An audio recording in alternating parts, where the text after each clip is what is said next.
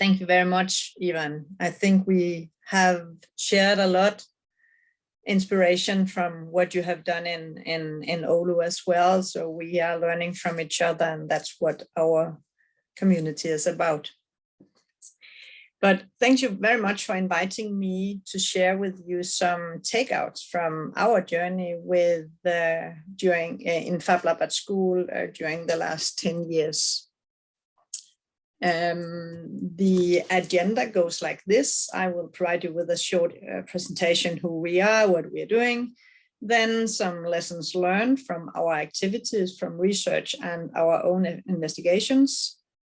Then I will try to sum up on our successes, challenges, and maybe make some recommendations. And finally, I will put in some perspectives on funding and future. Hope it will go with this. At the beginning in 2013, no one knew what we were talking about when we said FabLab or when we said digital fabrication. We had to explain what it was, why it was interesting, and we had to examine by ourselves how to work with it.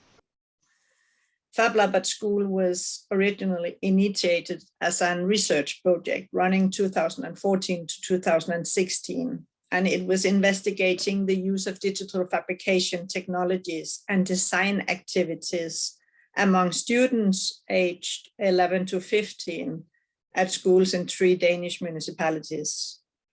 The research provided us with very valuable insights regarding future learning and development of 21st century skills. The participating schools wanted afterwards to continue the good work they have started up during the research, but it was very difficult for them if they were left on their own. And consequently, the municipalities decided to continue their collaboration in a FabLab at school partnership instead of a FabLab at school research program. A partnership where they could support each other in further development of digital fabrication and design thinking in schools. And at that time, we were considering how we could educate some FabLab teachers. And since then, we have tested many different models for teacher training and support of schools, and we still do. Simultaneous with our activities in the FabLab at school, the Ministry of Education in Denmark considered how to enroll a new subject in the Danish school system. It's called technology comprehension.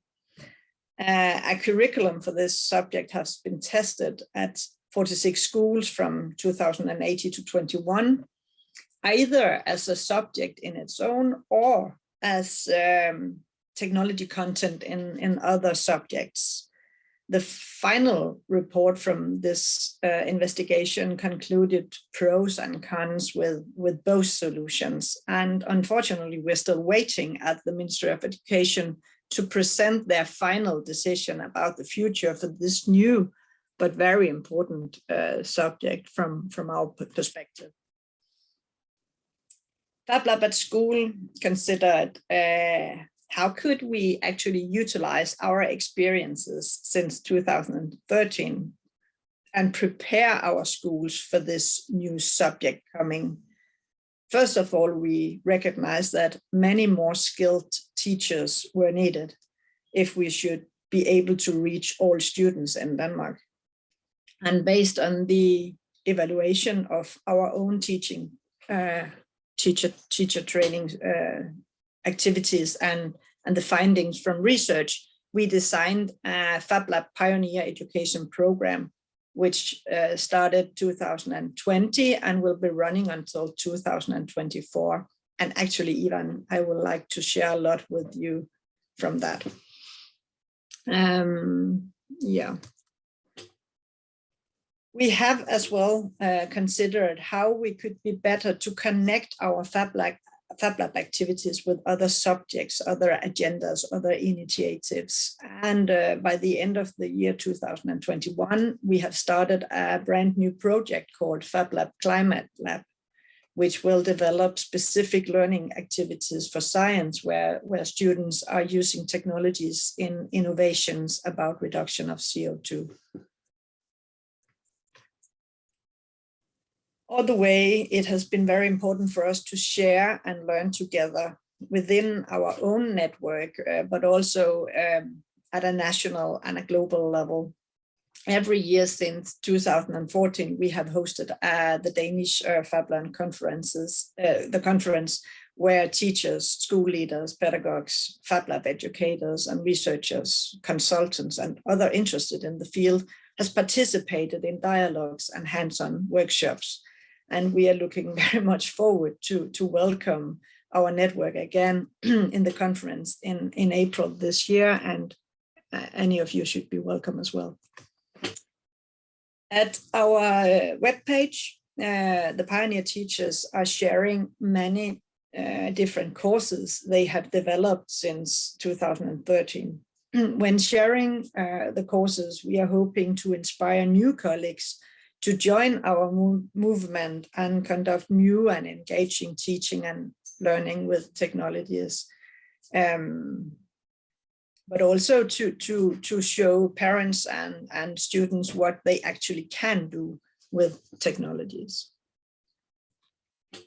And during the years, we have in the partnership, we have developed a range of learning materials to support the schools and support the teachers. There's a range of posters about design processes. There are learning resources for the classroom. There are strategy workshops, job materials, and handbooks about pedagogical principles for design processes in schools, or handbooks about machineries, materials, and safety in the Fab Lab. And it's all kind of resources that we are creating them together and sharing them within our own network, but they are all also available for everybody for free from our webpage. And all this would not have happened without a very strong collaboration in the Fab Lab at School team. For the moment, we are 9 dedicated Fab Lab educators, and we are 4 project leaders and 4 chief education officers, one from each of the participating municipalities. And in total, this team is collaborating and supporting almost 100 K 1 to 10 schools. Well, this might be not as short as planned, but I hope you're still with me. I cannot see you, I cannot see your eyes, but I hope you are not bored or you're still awake. I will go on with some of the lessons learned during this journey. As described before, Fab Lab at School was initiated from this research project investigating digital fabrication and design in Danish schools. And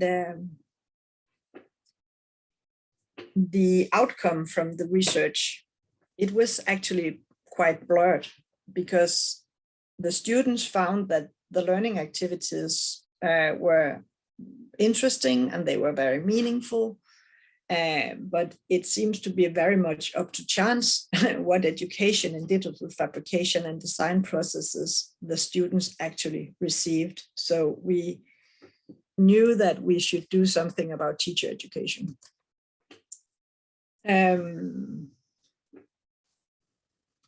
Sorry.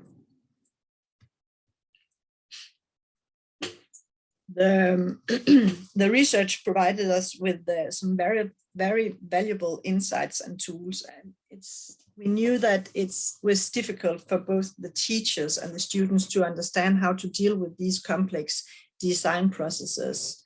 They didn't know how to do it, and we saw that they were challenged when it came to managing the digital fabrication technologies and the design materials. And finally, that it was difficult for the teachers to balance all the different modes of teaching in the classroom when the students were at different steps and levels in the design processes. The researchers recommended us to combine workshops and lectures and provide teachers with sufficient time for hands-on experiences. Furthermore, to make a very strong connection between our courses and their in-school practice. And finally, that it would ease the process if we had a very strong focus on peer-to-peer learning. From collaboration with the researchers, a design process model was created to support the understanding of complex design processes. And the model has been used very much afterwards to support the teachers when they are planning design activities with children and support both the children's learning process, but also their design process. And the Fab Lab at School partnership listened carefully to the researchers, and the partnership had a huge vision for the field, but they were lacking money and they had no shared strategy between the 4 municipalities. But they decided back then in 2016 to do whatever was possible in each municipality to facilitate further education of teachers.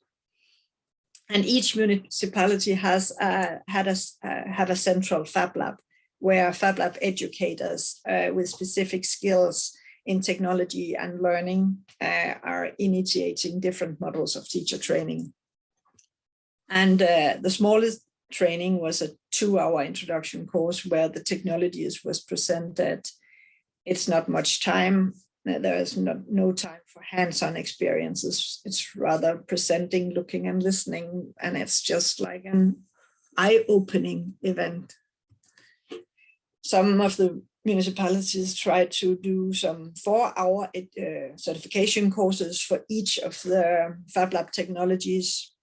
And these courses allowed the participant to use the machineries in the central Fab Lab unassisted afterwards. And these courses were all about technologies and less about pedagogy. Another solution was our spot courses. When the teachers have conducted some Fab Lab courses for their classroom, for their own subjects, with their students, they were invited to share their experiences with the network, either at our webpage, as you saw before, or at a spot course where other teachers were supported to reuse the content or to develop similar activities in their own teaching. We were as well aware of the never-ending need for funding and endorsement. So consequently, we developed different kinds of strategy courses for the principals, for the administrators, for the politicians and decision makers. And this is a very important thing to do beside the teaching activities. We tested as well many different models for network activities, from open space, open lab for everybody, open space for teachers, open lab for students, and more strategic networks for Fab Lab pioneers in the schools. And one of the municipalities developed a 1-year education program where a small team of teachers worked together with Fab Lab educators 1 day a week in peer-to-peer learning processes for a year. And from this range of possibilities, we did an evaluation, and it seems clear to us that the different courses or the different teacher training formats, they have to a different extent supported the teachers and helped them to overcome some of the challenges which were identified from research.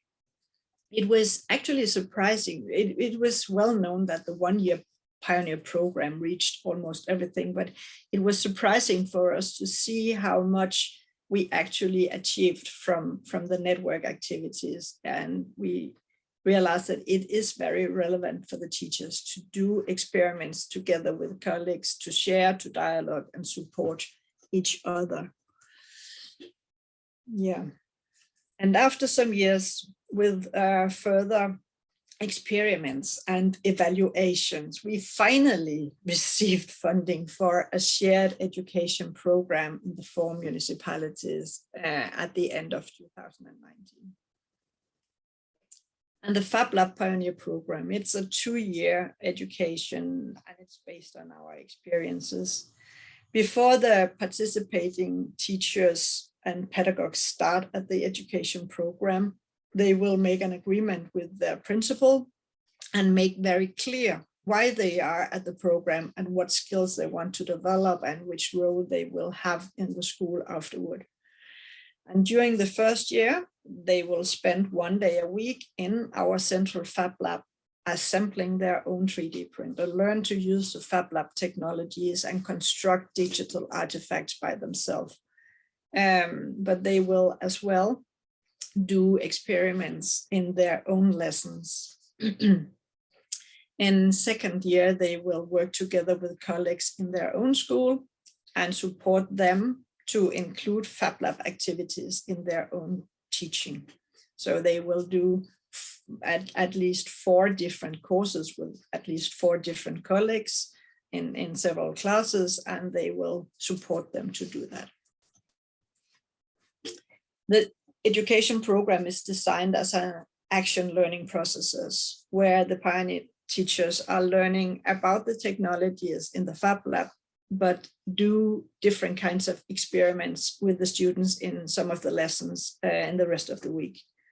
In that way, we are trying to build this strong connection to the schools, and we are trying to make a strong connection to the teachers in school practice. And the learning processes in the Fab Lab is based on peer-to-peer learning. And in the second year, the Pioneer will be a part of our network, and they will continue the collaboration and learning processes there.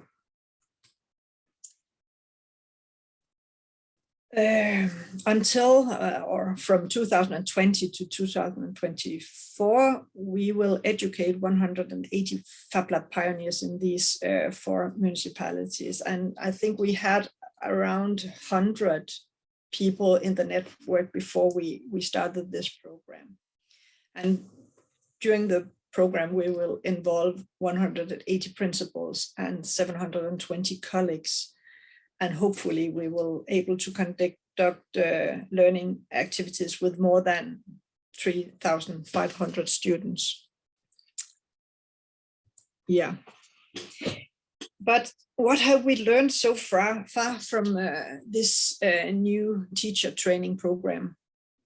Well, first of all, we have learned that it's very hard to make sustainable changes in schools. It's difficult because we are introducing the fields of FabLab, the fields of digital fabrication and design thinking again and again to new principals, to new teachers, to new students.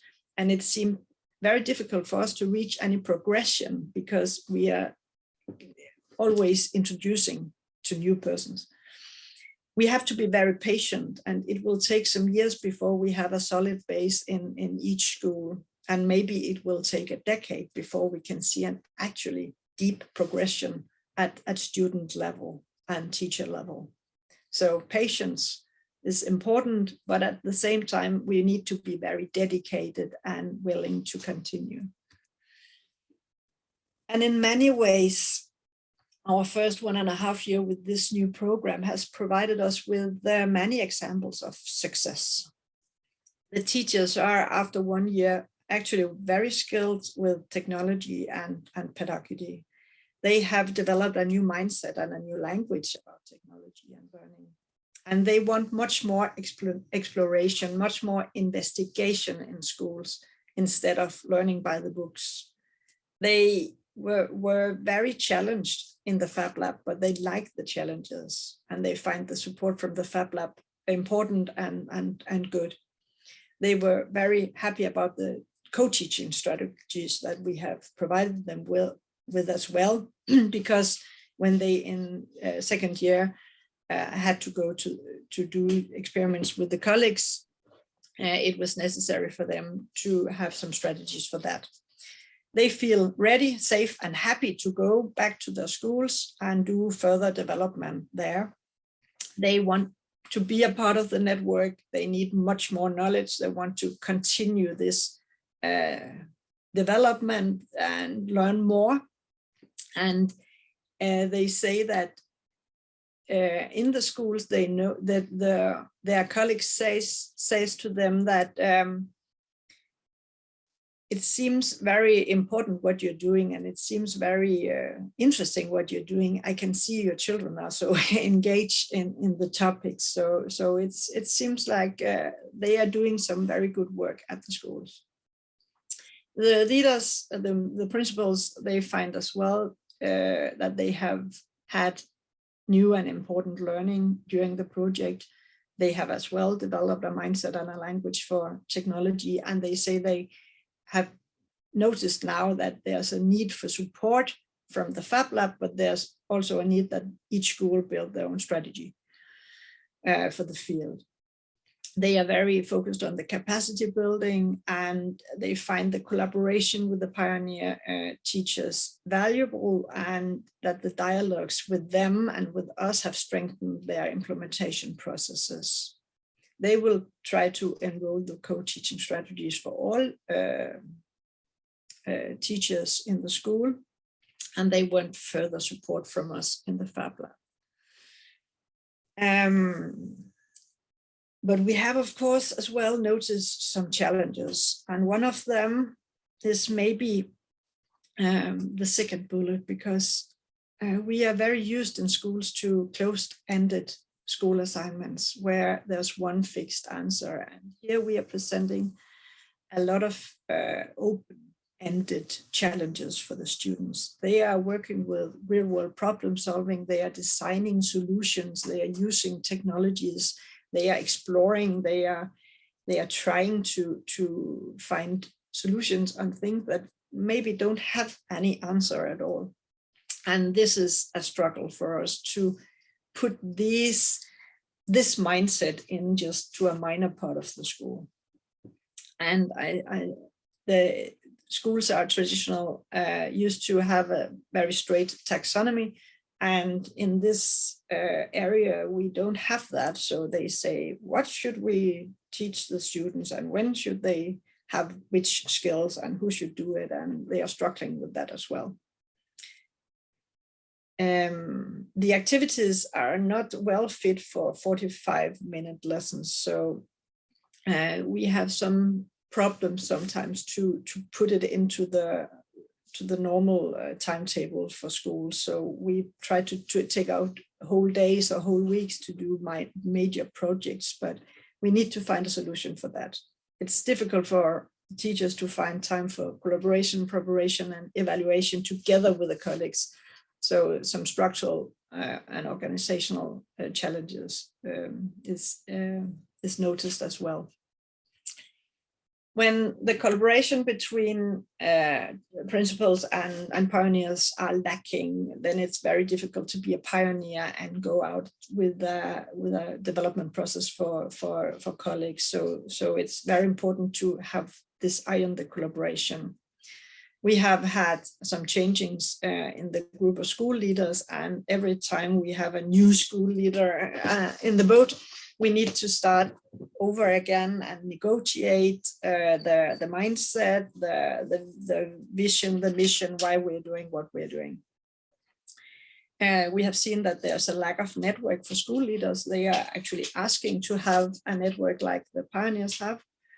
And we have seen that we need to connect our activities very well to other initiatives, because there are so many tasks or agendas in a school today. So we need to build a strong connection to other things as well, other subjects, other initiatives. And then they need more strategic support from us. And it would be nice if we knew something about this subject, because it would help us a lot. So I will try to sum up with a few recommendations here. Competence development is actually much more important than technology is. So if I had only few money, I will put in all my money in the competence development, because when the teachers know what to do with the technologies, then they often can go very far with only few things. We need to establish a system where we don't have just one teacher at each school to be the Fab Lab. We need to build strong teams and let them work together. We need to provide the schools with guidance and backup. So the central Fab Lab and the staff, our team, is very important to be aware of when they need our assistance. It is crucial with a strong leadership in each school. So we have to be aware of how to take care of the principals and make a development process for them as well. And of course, we need some technologies and physical surroundings. And it could be interesting to discuss how actually different kinds of learning environments could stimulate different kinds of learning processes. And then we need to be aware of the time challenges and the organizational settings, which can disturb the process very much, and build strong collaboration and network and learn from that. Yeah, and as mentioned earlier, it would be relevant to consider how to connect the Fab Lab activities with other subjects or initiatives at the school. And we are trying that with the Fab Lab Climate Lab I mentioned earlier, because it's actually easy for us to combine and address many other agendas than learning about technologies.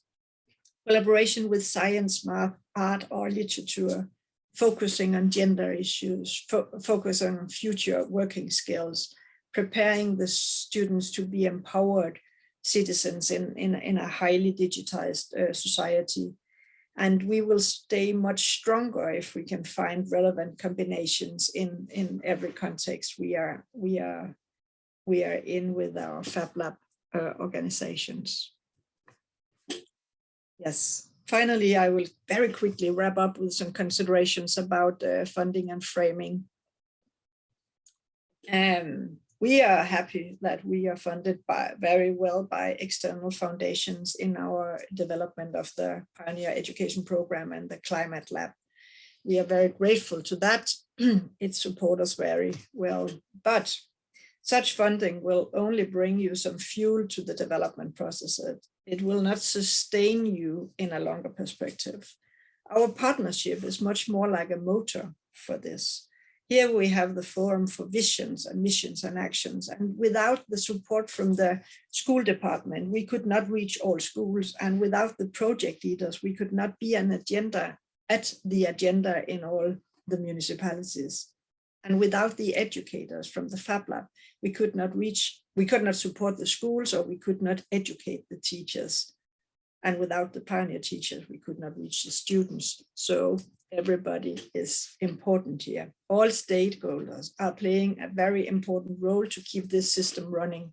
Project leaders are supporting school leaders are supporting pioneer teachers, and the Fab Lab at School partnership provide a forum for collaboration and networking and provide them with knowledge, inspiration, etc. And I think it might be relevant for you to consider which stakeholders do you have in your organization, and which needs and tasks do they have, to evaluate if you need to do something different. You could maybe consider to establish similar partnership with relevant stakeholders in your organization. Or you could go to the local context within each school and facilitate them in making a strategy for the development processes by first of all examine which resources do they actually already have, and which values do they want to achieve, to whom, and with which activities and resources.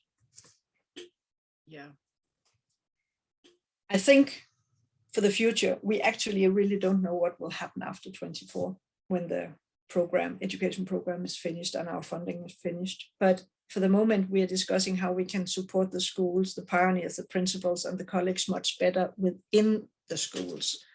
Can we reframe some of our smaller courses, e.g. the spot courses, or can we find inspiration from your FAB teacher certification? I think assessment will be a main topic as well to us. Reach out, please, if you have any questions to us, to me, or visit our webpage. If you find some of our activities interesting, you can send me an email, you can make a question in the chat. If you have anything to share, please bring it to us.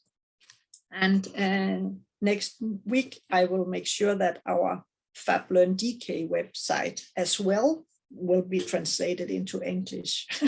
So you can see what we're doing, because now it's in Danish. So please let me know if you want to participate or contribute to this activities in the future. Excuse me, Andersen, could you go back to your contact page? Yeah. Thank you.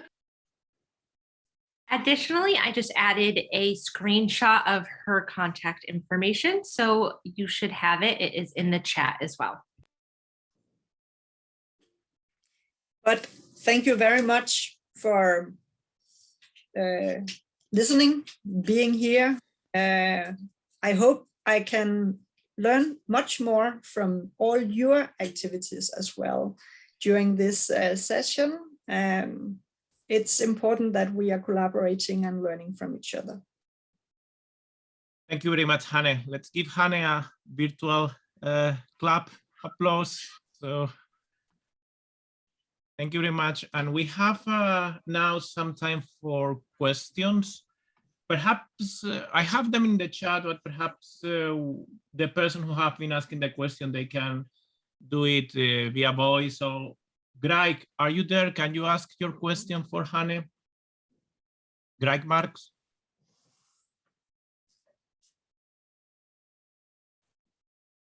If not, I can do it. Yeah, sorry, I could not unmute. Yeah. Yes, I was just wondering if, is there any thought to educating teachers while they're learning how to be teachers? It seems like a lot of programs look for teachers who are already quote unquote in the trenches, and it's real difficult for some teachers to learn new things. And it seems like when you're in undergrad or grad school, this would be like a really good opportunity so that you start your educational career with this mindset, or with the opportunity to maybe get a job because you already have that training. Yeah, we are actually doing that in Denmark as well. The teacher education program have minor courses, but they are not actually, they are actually some of the educators at the teacher education program, they have visited us and being a part of our education program. So this is a long movement. We have to educate the teachers at the teacher training education, and then we cannot wait until they or the new teachers are arriving. So I think I'm concerned that every time we are not doing anything, we have generations of young people who's not learning anything about technology. So we have to run fast, and we have to utilize every possibility to bringing people aboard. But for the future, in 10 years, in 20 years, I think they will come from the teacher education. Now we have another question from Leila. Leila, can you ask the question to Hanne? Yes, Hanne, thank you so much. I'm coming a little bit more from the university level. So because our stakeholders are universities, technical universities, they would like to know if Fab Labs actually do encourage students into STEM fields. And secondly, because in the European Union, there's the big push towards the circular economy and sustainability. I was wondering if there's a big push from Fab Lab educators to try to make everything as circular or as sustainable as possible. It's because retroactively fitting that into the education in the future of how to use technologies in a sustainable manner will be tricky. But I guess you answered that a little bit more in the climate project. Yeah, but in a way, I can say that for the first 10 years, we have been very much aware that we would like to prepare new generations to be citizens in a society and in a highly digitized society, so they can live and they can learn and they can have a voice in the democracy and understand technologies to